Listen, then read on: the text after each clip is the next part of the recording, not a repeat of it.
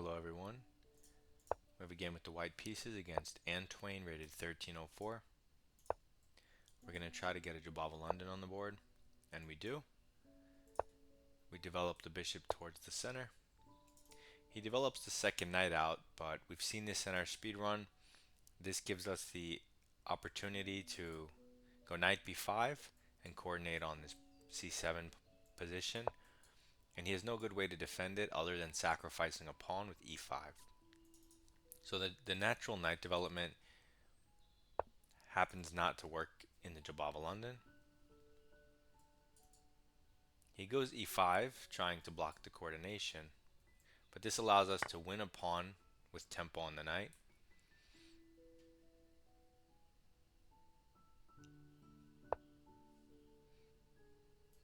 Okay, he plays a6, which is, the right way to play, kicking our knight.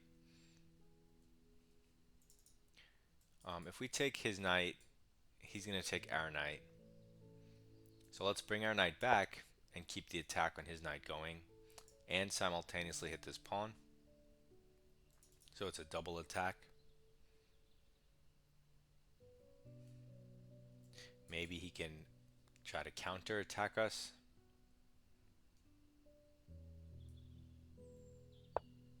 But he doesn't. Instead, he goes this way to d7, pressuring the central pawn twice. The drawback is it blocks the queen. In either case, this pawn is hanging. If we take with the queen, then that also defends the pawn he's attacking. So that's a bit odd. So let's do that. And already I think our position looks really nice. Nice center, nice bishop development, knight, queen that can't be harassed easily. Okay. And he resigns. That was fast. All zeros, 94% accuracy. Okay, so we do all the normal stuff. And then immediately it's plus 0.7 because of our knight b5. He sacks the pawn. He plays the best move a6. We move the knight back. And now, yeah, he's supposed to attack our bishop.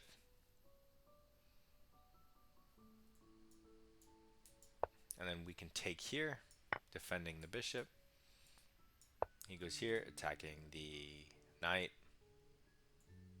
We protect the knight and attack his knight. He takes our knight. We take his knight. Okay, I mean, that's something. But we went back. He immediately went here. It's the exact same evaluation whichever way you take. So if you take with the knight and he just captures your pawn, it's just development. And you're up plus 1.4. It's a lot though.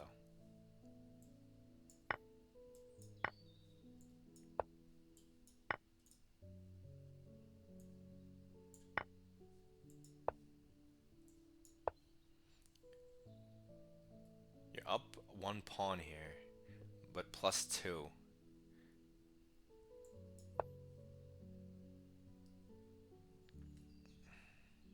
Okay, so this is awkward.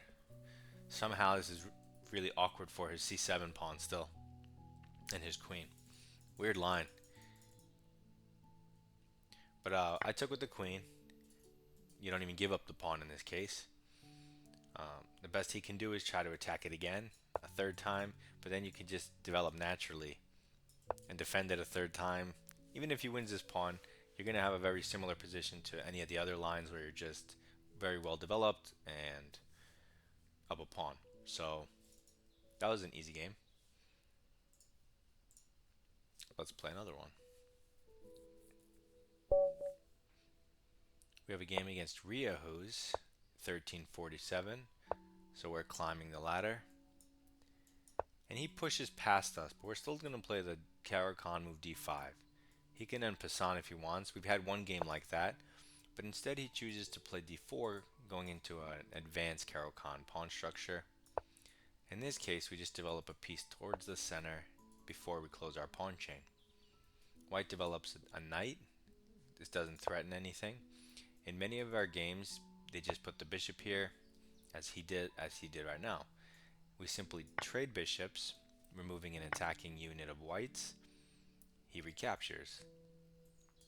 We now use our equalizing chunk that we learned in our previous speedrun videos, where we develop this piece for free, and regardless of how he blocks, we retreat the queen to the a6 square, forcing the queen trade. By forcing the queen trade, we're removing white's attacking possibilities for the rest of the game, and we develop a knight in the meantime, which supports a c5 pawn thrust. So now black is already equal, and he's never going to be in danger as far as checkmate. White develops the knight to a3. This doesn't threaten anything. It's a very weird square. We can take it and ruin his pawn structure.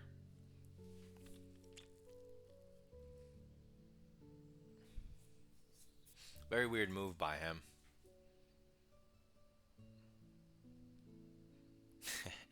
Do I want to take that? I feel like I might want to take that. I mean,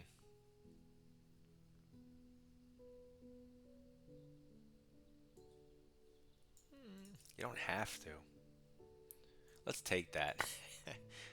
I'm just going to take it, and then I'm going to play c5.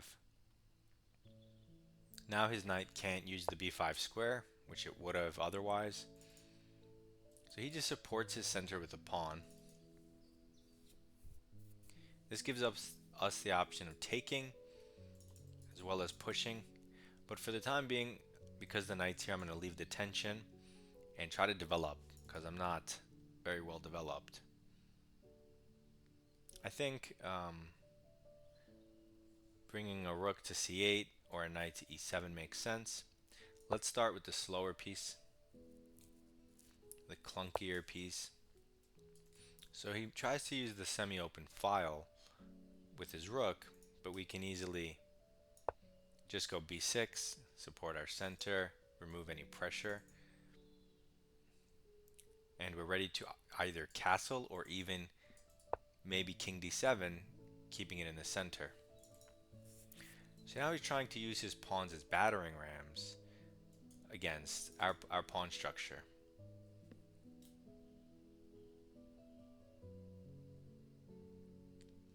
We still want to improve this knight. The f5 square is a little, what's it doing there? But the very natural c6 square supports the attack on d4 and also temporarily stops him from playing a5 for one turn. He'll need to support it further. So he just castles. This does give us the option of putting our knight to a5, blockading the pawn, looking at the c4 square, really trying to improve it.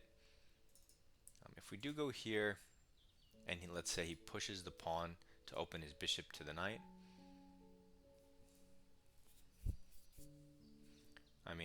then you could just take the pawn. So although it's away from the center, although both of my knights are on the rim, I kind of like them. I know it's super weird, but considering where the play is, it makes sense. It's really about the c5 and c4 squares for me. I'm trying to utilize the c file to get the advantage.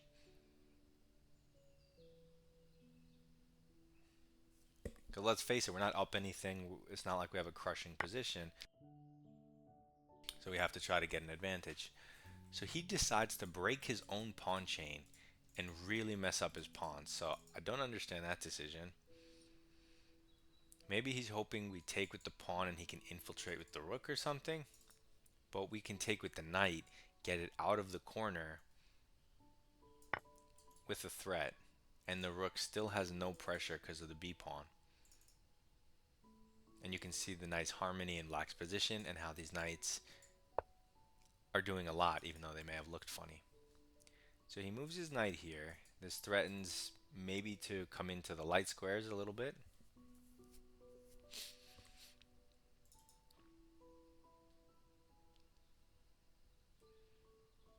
But I mean, he can't go here because of my knight. If he goes here, maybe he wants me to, to induce a6 to weaken my b pawn. But even if he does go here, um, I don't see what the big deal is. I could just move my king up. So we can either take this pawn or improve the knight for free. I'm going to go with improving the knight for free, hitting the bishop and hitting another pawn. So now we have our choice of which threat we want to execute. And now our knights may have looked weird on a6 and a5, but look at them now on c5 and c4. Beautiful, right? So he moves the bishop and defends the pawn. If he's not careful, there's also a fork here. I can attack the bishop again, but well, I guess the point would be I could win the central pawn. I could also win the edge with a threat. So many decisions.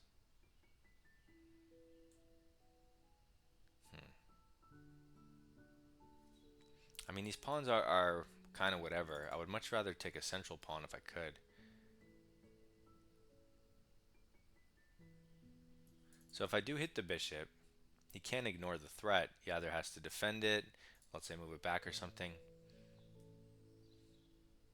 And then when I take, if he trades, and pushes, you know what, let's leave his bishop looking at his pawn for the time being. Let's take this one. We can always bring it back and do it again. I don't want to open up his bishop for him. I do want the central pawn though, but I'll take it when I feel like it. Although I just noticed another thing. If I hit the bishop and it moved back, I would have had the exchange. I would have won. Okay, so he moves his knight here, which threatens a fork, and that's it. It protects the pawn, but I don't see what's wrong with just king d7, improving my king towards the center, connecting my rooks, and now his knight is blocking his rook and kind of not going to do anything. I mean, he could go in here, I guess, but I don't know about that. So he moves his rook maybe to defend the pawn, or I'm not really sure, but I planned on moving my knight back anyway to go this way, and now it just comes with tempo, so that doesn't make sense. Because now this is coming, and we still have this fork square. Okay, so he goes here. We could kick it if we wanted. This pawn's defended. But if we go here, we're hitting the bishop and the knight. And the rook. So that's a different fork. There's so many good moves that my brain just wants to look at everything.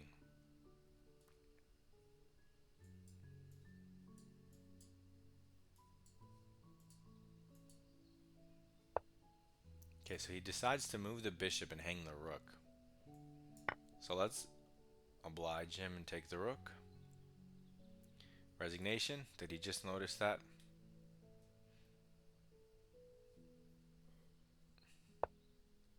He doesn't take back, he just moves his knight. Okay. I will take that knight. He takes back. Weird. Yeah, everything's hanging, so he just resigns. Now let's quickly go through this game. So when they push past and you want to play the Caro, you still can play d5. And the only extra option this gives them is the en passant, but that just wastes their turns and helps you develop. So he goes into the advance, development and center and development, equal trade, force move because he was attacking our bishop. Oh wow, we have all zeros, 6 cent upon loss, and 98%. I was really curious about what the engine thought about bishop takes knight. I'm very surprised, but let's go through it.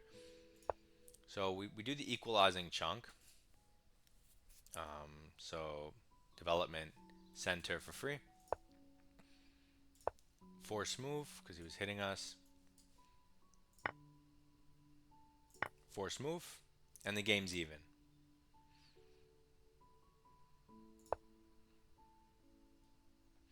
And this move immediately takes us out of theory. As you can see, the Masters games, they disappear after this move is made because it wasn't one of the moves that anyone played. And black is minus 0.5, a little better.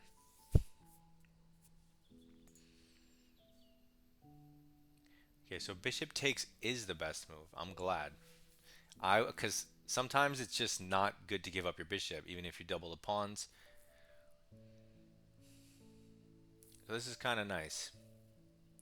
It's kind of crazy that h5 is the second best move, though.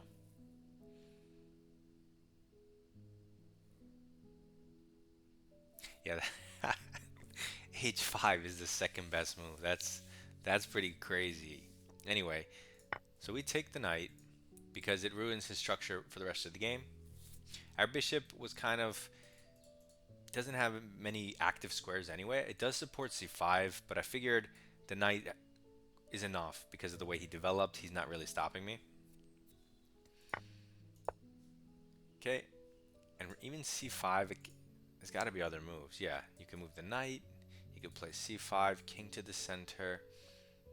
Even b6 and c5 so you can take with the pawn. It's all interesting stuff. Okay, but anyway, center and development, it helps the knight get out one day. Development and center. Force move. Don't put a rook behind it. You don't want to waste your rook on defense. And if you ever push this pawn, you're going to fix this pawn, so you kind of want to keep this pawn as far back as you can. So we just push it. And now we really don't want to let him play this. So we improve a piece and it happens to stop, so prophylaxis. Now we improve a piece for free. It blockades his thing and it's kind of for free because knight c4 is an annoying threat.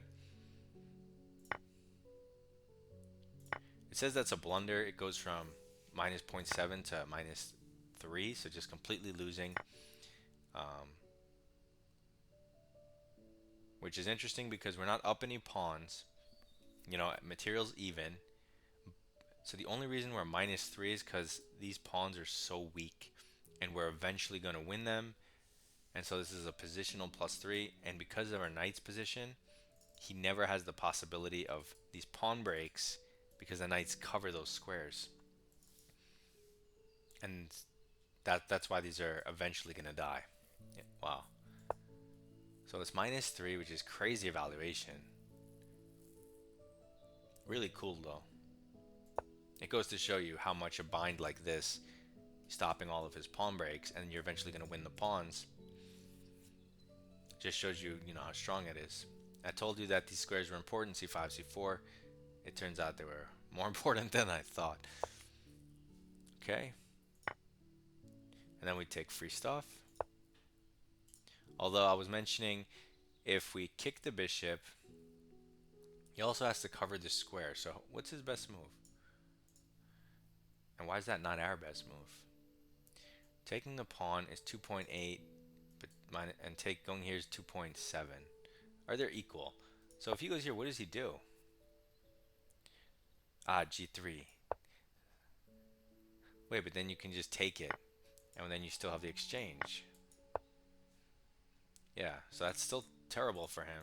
It's funny that taking the pawn is just as good or even better. That's crazy.